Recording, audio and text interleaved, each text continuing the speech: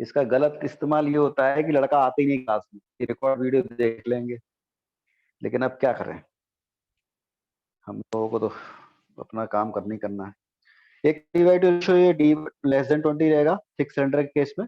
दूसरी चीज ये होती है, जो जो वॉल है, जैसे कि मैं आपको बना के दिखाता हूँ डायग्राम, ये आपका हो गया इंटरनल डायामीटर, ये हो गया आपका एक्सटर्नल डायामीटर। अच्छी खासी वॉल थिकनेस दिख रही है आपको, ठीक। और मैं दूसरे कलर पेन का इस्तेमाल कर लेता हूँ, थोड़े और कलर पेन ले लेते हैं और हम देखते हैं। ये सेंटर हो गया, ये हो गया एंड रेडियस R2, ठीक है। ये हो गया आउटर रेडियस R1, ठीक है। और हम क्या करेंगे, किसी डिस्टेंस x पर, डिस्टेंस का मतलब रेडियस x पर, रेडियस x पर एक एलिमेंटल रिंग बना लेते हैं। मैं इसको रेड पेन से बना रहा हूं ताकि आपको डिफरेंशिएशन एकदम क्लियर दिखाई दे। और थोड़ी सी इसकी मोटाई मान लेते हैं कि let's thickness of this elemental ring is dx, amount dx consider कर लेते हैं। इसको मैं dx कह दूं तो कोई हानि नहीं होनी चाहिए, ठीक है। इस तरह से मान लिया हमने। और काफी चीजों को हम जो है इस तरह से देखते हैं कि भाई इंटरनल पार्ट है तो मैंने इसमें हैचिंग कर दी, इस तरह की पार्ट हो गया। इसके अंदर मटेरियल भरा हुआ है, जो भी आपका मटेरियल है, हाई प्रेशराइज एयर है या कोई ऐसी है गैस है कोई भरी हुई,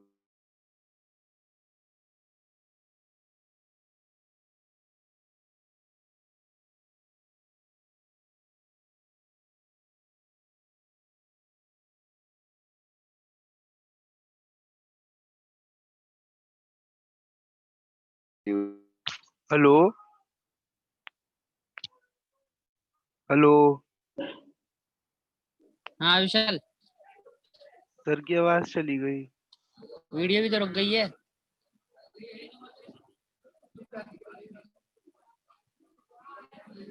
सॉल्व हो, ठीक है। तो इस हिसाब से हम देखते हैं फील्ड के केस में क्या था, इंटरनल प्रेशर समवेयर हियर, और इंटरनल प्रेशर जो गैस का प्रेशर ऐसे लग रहा है, जो गैस प्रेशर लगा रही है उसका यहाँ पे, और यहाँ से यहाँ तक, और आउटर पॉइंट्स पे, मतलब सराउंडिंग या आउटर फेस पे, आउटर सेरीफेरी पे कोई ज्यादा डिफरेंशिएशन नहीं होता। मानते हैं कि दिस विल रिमेन कांस्टेंट, ठीक है, दिस विल नॉट चेंज। और जो इंटरनल पॉइंट पर है वो आउटर पॉइंट पे होगा। The thickness of wall thickness of cylinder is very minimum, a very short, बहुत छोटी है। बट थिक के केस में ऐसा नहीं होता। हमने सिलेंडर को मोटा इसलिए बनाया है कि ऑब्वियसली बात है, हम एक प्राइस जो भी इसके अंदर कंटेंट है हम उसको रखना चाहते हैं। We want to store very high pressurise content, इसलिए हम उसमें जो है वॉल थिकनेस की, जो वॉल की थिकनेस है वो ज्यादा रखते हैं। ये हमारी मेन रिक्वायरमेंट है और मेन कंडीशन है। इसको थोड़ा ठीक है, ये हमारी मेन रिक्वायरमेंट रहती है। अच्छा, अब हम इसको सॉल्व करने जाते हैं। तो सबसे पहले प्रेशर का वेरिएशन होगा, क्या है दूसरी कंडीशन, पहली कंडीशन तो ये हो गई। दूसरी कंडीशन क्या होगी, प्रेशर का वेरिएशन होगा, इंटरनल प्रेशर का वेरिएशन होगा, जैसा कि हमने वीडियो में बताया था, पहला हुआ है, ठीक है। ये कंडीशन ये हो जाती है। दूसरी चीज जैसे कि प्रेशर वेरिएशन होगा, मतलब inner surface of the cylinder will experience high pressure and the outer periphery of the cylinder, जो कंसेंट्रिक रिंग जिसको हम बोल रहे थे, विल एक्सपीरियंस वेरी मिनिमम, मतलब जीरो के बराबर निग्लिजिबल प्रेशर फील करेगा।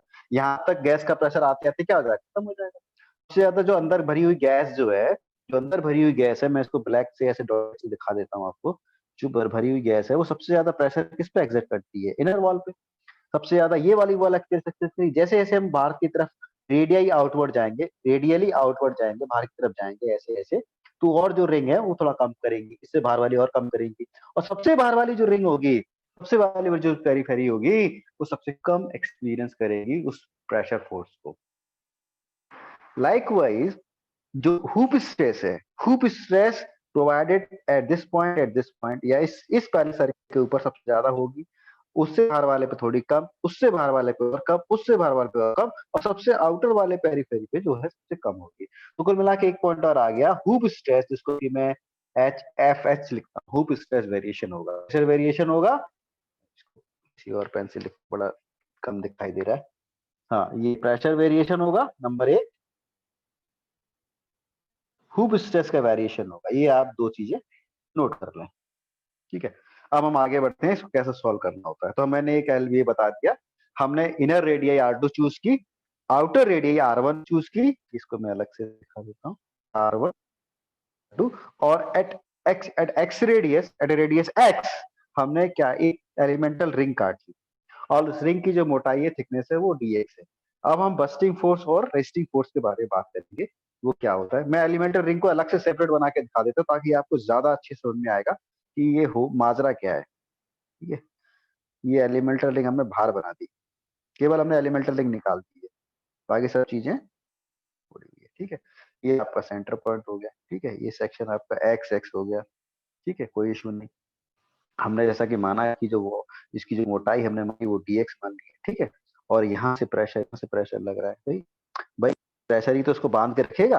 अगर ये प्रेशर नहीं लग रहा होगा, क्या होगा, ये रेक टूट जाएगी, मतलब सर्किल टूट जाएगा, मतलब क्या हो, सिलेंडर ब्लास्ट हो जाएगा, और अंदर प्रेशर एग्जर्ट करेगा कौन, वॉल, गैस जो भरी हुई है वो अंदर से प्रेशर एग्जर्ट करेगी। तो कुल मिला के दोनों साइड से प्रेशर आएगा, इसकी वैल्यू px होगी, ठीक। और इसकी वैल्यू देखेंगे px प्लस dpx होनी चाहिए, जो फिलोसफी कहती है। Then this ring can survive, ring survive कर सकती है, अदरवाइज टूट जाएगी। और रिंग टूटने का मतलब है ये चटक जाना, यहाँ चटक जाना, गैस बाहर लीकेज हो जाना, ठीक है। तो ये दोनों चीजें होंगी, लेट इट बी। चलो अपन आगे शुरुआत करते हैं, कैलकुलेशन करने की शुरुआत करते हैं इसको, ठीक है। मैं अपना, चलिए हम फिर से वही बात कर लेते हैं, बस्टिंग फोर्स और रेस्टिंग फोर्स, ठीक। सबसे पहले मैं लिख रहा हूँ, यहां से लिखना शुरू करता हूँ, ठीक है, थोड़ा सा आसानी रहेगी।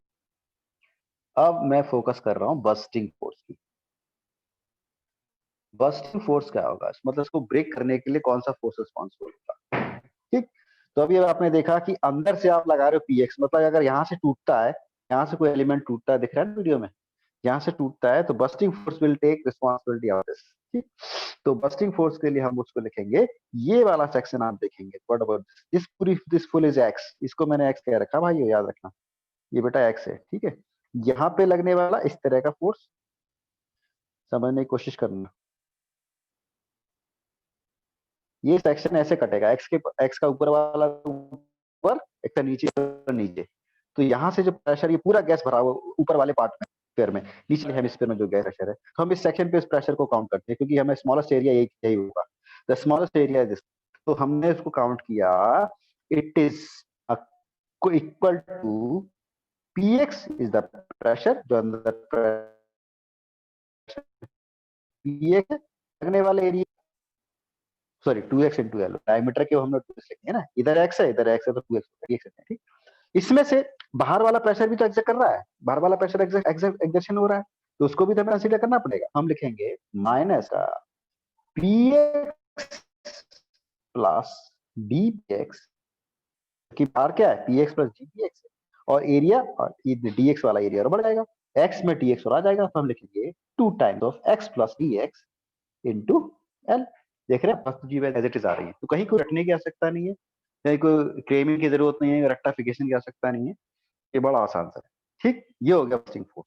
इसको थोड़ा सॉल्व कर लेते हैं, ताकि हमको ये लगे। चलो मैं एक बार पहले रेस्टिंग फोर्स लिख देता हूँ, साथ ही साथ मैंने लिखा मैंने इसको, सॉरी, इसको सॉल्व भी कर लेते हैं।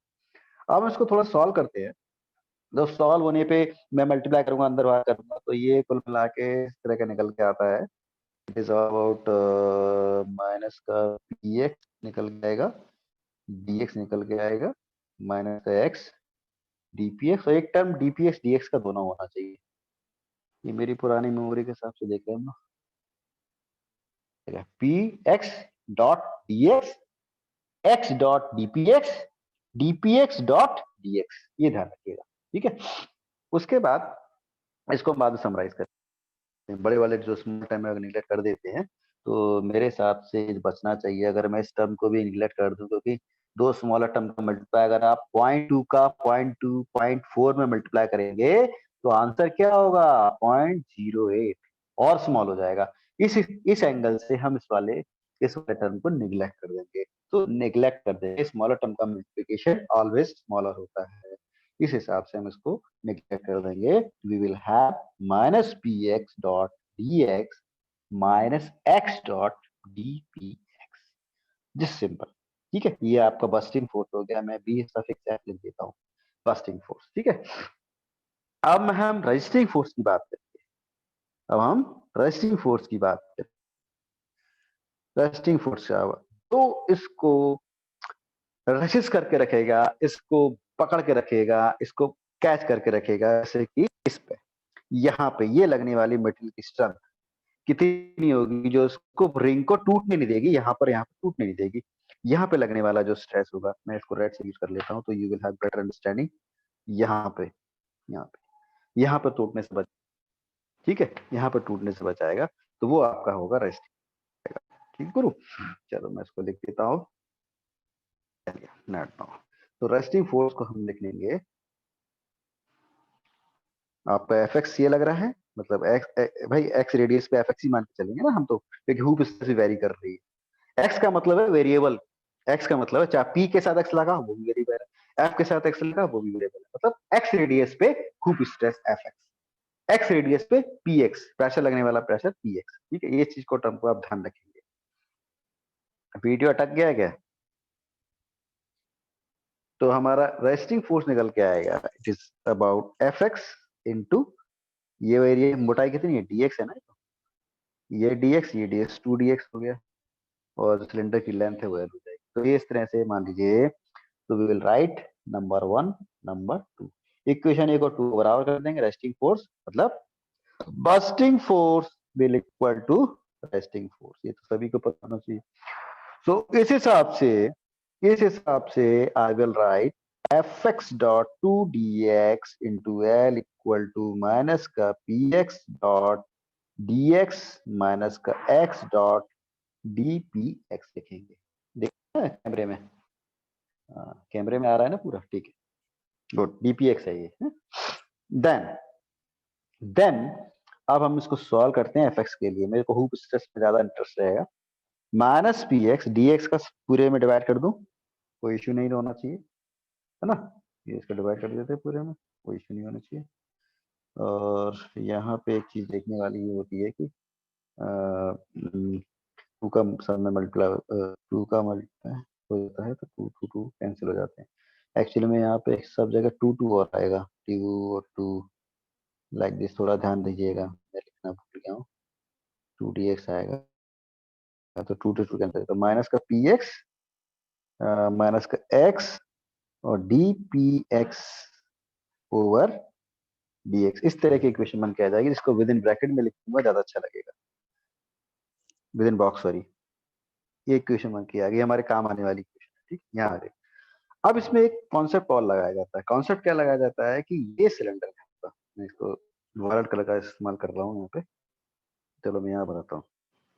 ये सिलेंडर आपका, ध्यान देना, ठीक है। इस सिलेंडर के वर्टिकल सेक्शन अगर काटते हैं, here somewhere here somewhere here somewhere here somewhere here, तो और लॉन्गिट्यूडनल का मतलब क्या होता है, सिलेंडर का axis, this is the axis of cylinder. इसके अलोंग लगने वाली जो स्ट्रेन है, इसके लगने वाली जो स्ट्रेन की जो वैल्यू है, विल रिमेन कांस्टेंट। वो through out the length of cylinder will not change. अगर लेंथ, सिलेंडर की लेंथ मान लीजिए एल आप कह के चल रहे हो, तो लेंथ के किसी भी पोर्शन पे जो स्ट्रेन, मतलब ऐसे लगने वाली स्ट्रेन, यहाँ पे मैं कलर दूसरा यूज कर लेता हूँ, ये वाला नए कलर रेड की जगह मैं सोच रहा हूँ येलो यूज करें। हाँ देखो, ये यहाँ पे जो स्ट्रेन लग रही है, यहाँ पे जो स्ट्रेन लग रही है, यहाँ पे जो स्ट्रेन लग रही है, यहाँ पे जो स्ट्रेन लग रही है, यहाँ पे जो स्ट्रेन लग रही है, ये along the axis of cylinder है, इट विल रिमेन सेम। चाहे मैं इस पॉइंट पे लूं, चाहे मैं इस सेक्शन पे लूं, इस सेक्शन पे लूं, चाहे इस सेक्शन पे लूं, चाहे इस सेक्शन। तो कहने का मतलब longitudinal strain will remain unchange, will remain constant. तो इस कॉन्सेप्ट के हिसाब से हम क्या करेंगे, एक और लॉन्गिट्यूडनल स्ट्रेस का जो कॉन्सेप्ट है वो भी लेके आएंगे। लॉन्गिट्यूडनल स्ट्रेन कांस्टेंट है, तो अल्टीमेटली लॉन्गिट्यूडनल स्ट्रेस भी कांस्टेंट रहेगी, क्योंकि क्या होता है, स्ट्रेन स्ट्रेस अपॉन कैपिटल ही लिखते हैं हम लोग, ठीक है, ratio of stress upon strain को कैपिटल ही लिखते हैं। इस रेशियो से longitudinal stress will also remain same. तो हम यहाँ पे मैं लिखने जा रहा हूँ इस टर्म को, तो आप दिमाग में रखें। Since along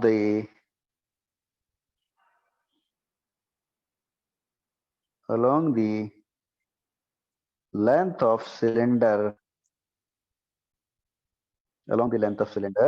longitudinal strain will remain unchanged. मैं unchanged यहां लिख देता हूं, unchanged. ठीक है. Therefore, longitudinal strains, therefore longitudinal stress will also be unchanged. अब वो होगी क्या? अनचेंज तो होगी, तो देखें क्या होगी, देखते हैं. तो उसको हम थोड़ा सा इस डायग्राम को फिर से मैं यहाँ पे, चलो मैं यहाँ फिर से बना लेता हूँ समझने के लिए. इस सेक्शन पे फोर्सेस को इधर ले जाएगा, इस सेक्शन पे फोर्सेस को इधर ले जाएगा, और अगर ये टूटता है तो यहाँ पर टूटेगा. मटेरियल यहाँ लगा है. ठीक.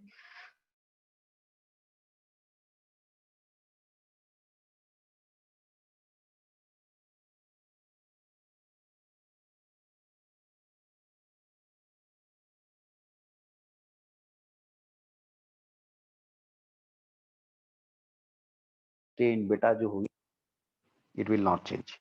चाहे मोटाई कितनी भी रख दो आप, चाहे मोटाई से भी रख दो. अगर मान लो मोटाई में ये बना दो, चलो एक एक रिंग और बना लेता हूँ मोटाई से, आपको समझ आएगा. सेक्शन अगर सेम है, if this section is same, तो एफएल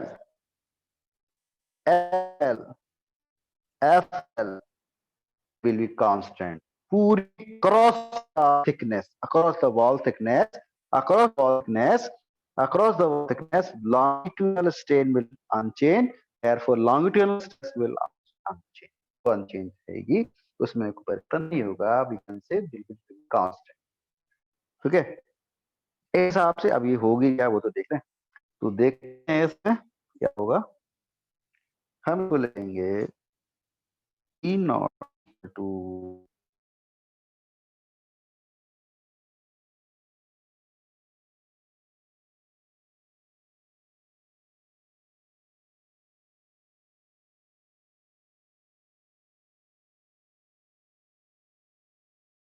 अंदर वाला प्रेशर अगर मान लीजिए पी है, ये गैस का प्रेशर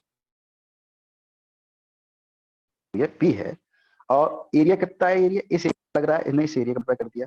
जब प्रेशर में ये वाला एरिया मल्टीप्लाई हो गया तो बन गया फोर्स.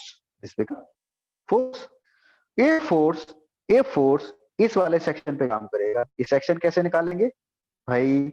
ये रेडियस आपकी यहां से यहां तक रेडियस आपकी कितनी है, R1, और यहां से यहां तक की रेडियस कितनी है, R2. तो अल्टीमेटली ये जो एरिया निकालना होगा, जैसे कि हम निकालते हैं हॉलो सर्कल के लिए, ये वाला एरिया आपको निकालना है. तो एरिया कैसे निकालेंगे? दिस इज R2 और दिस इज R1.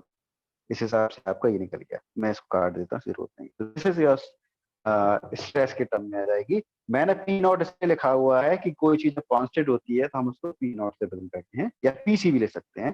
तो जो स्ट्रेस है इसको एफ सी भी एफ नॉट भी कहते हैं तो कोई बुराई नहीं है. आप एफ नॉट कहते हो ज्यादा अच्छा रहेगा. एफ नॉट कहिए, कांस्टेंट रहेगी, F not will remain constant. अच्छा, इसमें आप तीन स्ट्रेस देख रहे हो. एक तो आपने अभी भी आपके सामने चल के आया, ये देखिए, ये एफ एक्स हो गई, ये वेरिएबल है. ये लॉन्गिट्यूडनल स्ट्रेस है, ये अनचेंज है. अभी एक चीज और आएगा, रेडियल प्रेशर. मैंने क्या कहा था स्टार्टिंग में? मैंने कहा था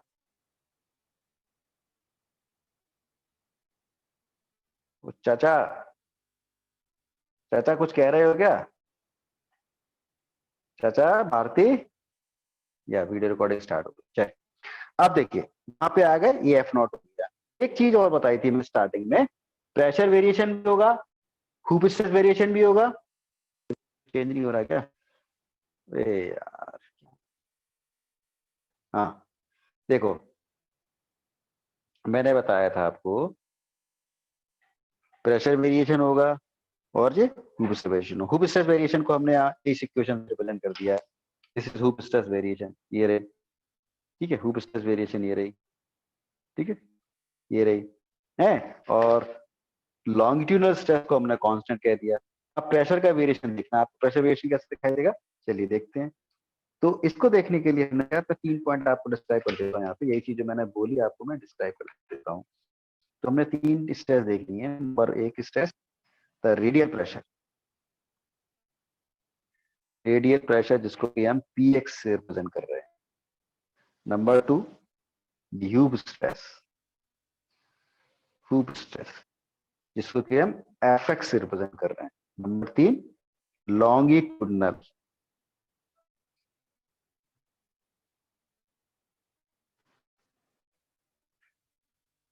एफ नॉट से रिप्रेजेंट कर रहे हैं। ठीक है, हो गई।